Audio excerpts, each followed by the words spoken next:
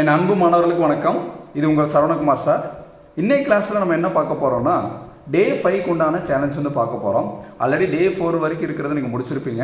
அதாவது ஃபஸ்ட்டு யூனிட்டில் இருக்கக்கூடிய பைனாமியல் தியரம்ங்கிற டாப்பிக்கில் இருக்கக்கூடிய ப்ராப்ளம்ஸ் தான் நம்ம பார்க்க போகிறோம்.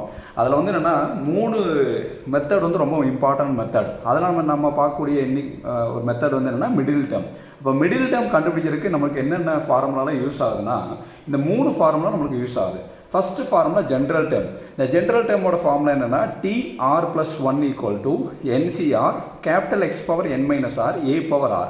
அப்போ இதுதான் வந்து என்னென்னா டீனா டேர்ம், ஆருங்கிறது ஜென்ரல். அப்போ ஜென்ரல் டேர்ம்.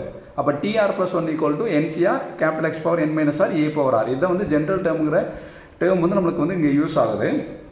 அதாவது என்னென்னா இப்போ மிடில் டேர்ம்னு கேட்குறாங்கன்னு வைங்களேன். அந்த மிடில் டேர்ம் கேட்கும்போது இது ஆட் நம்பர் வந்ததுன்னா இந்த ஃபார்முலா யூஸ் பண்ணணும், ஈவன் நம்பருக்கு இந்த ஃபார்முலா யூஸ் பண்ணுறோம். அதாவது n இஸ் ஈவன்னா ஈவன் நம்பராக இருந்ததுன்னா ஃபார் எக்ஸாம்பிள் n வந்து இப்போ ஒரு 6ன்னு வச்சுக்கலாம்ங்களேன். இப்போ n 6ஆக இருந்தால் இதில் கொடுக்கலாம். 6/2 வந்து நம்மளுக்கு என்ன வரும்? 3 வருமா? 3 + 1 வந்து 4. அப்போ வந்து அதாவது n வந்து 6னா 6/2 + 1ன்னு வரும். 6/2 நம்ம சால்வ் பண்ணால் நம்மளுக்கு என்ன வரும்? 3. அப்போ 3 + 1ன்னு வரும். 3 + 1ங்கிறது 4. அப்போ 4th டேர்ம் தான் மிடில் டேர்ம். சரிங்களா? அப்போ வந்து n வந்து ஆட் நம்பர் வந்து பார்த்தீங்கன்னா ஃபார் எக்ஸாம்பிள் n வந்து 3ன்னு வச்சுக்கலாமே. 3ஆம் நம்பருங்கிறது ஆட் நம்பர், ஒற்றை எண்கள்.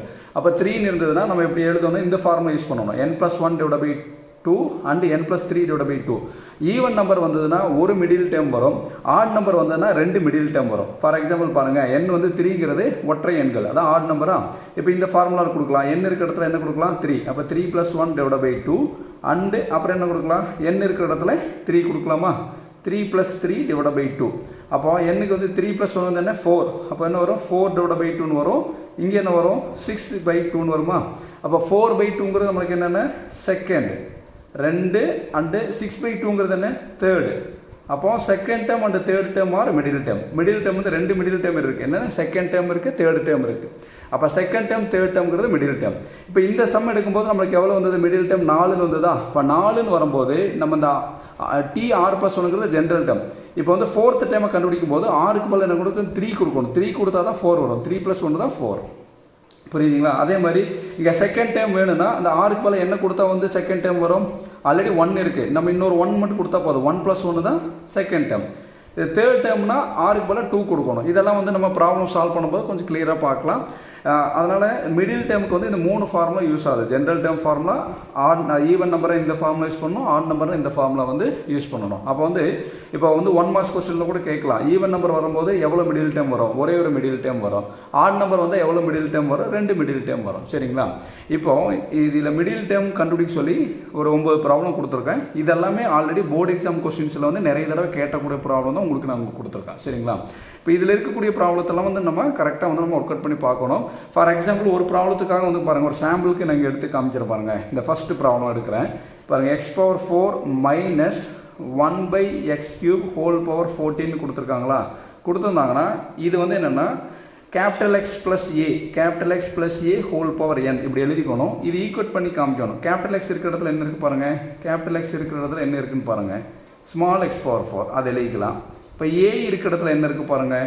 ஏக்கு பதிலாக -1/x³. A இருக்கிற இடத்துல -1/x³. n இருக்கிற இடத்துல என்ன இருக்குது பாருங்கள். 14. இவ்வளவு தான். இப்படி தான் ஒவ்வொரு ப்ராப்ளத்துக்கும் ஃபஸ்ட்டு ஸ்டெப் இப்படி தான் வரும். இந்த ப்ராப்ளம் எடுத்தாலும் X வந்து 2x, A வந்து -x²/4, n-ங்கிறது 16. இது எழுதிட்டு இந்த எல்லா வேல்யூயும் கொண்டு போய் இங்கே சப்ஸ்டிட் பண்ணணும். இந்த ஜென்ரல் டேர்மில் வந்து நம்ம சப்ஸ்டிட் பண்ணணும்.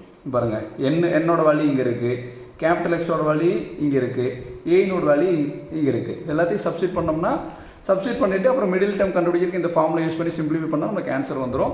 அப்போ இதில் வந்து ரொம்ப முக்கியமாக நம்ம நோட் பண்ண வேண்டியதுன்னா இந்த இடத்துல ரூட் வருது பார்த்தீங்களா? ஸ்கொயர் ரூட் வந்ததுன்னா நம்ம x⁴ வந்து 1/2ன்னு எடுத்து வந்து நம்ம வந்து ஒர்க் அவுட் பண்ணணும். சரிங்களா? அப்போ இன்றைக்கி நம்ம பார்க்கக்கூடிய சேலஞ்சு என்ன? Middle term. ரொம்பவே முக்கியமான ப்ராப்ளம். ப்ராக்டிஸ் பண்ணி பாருங்கள். Thank you students.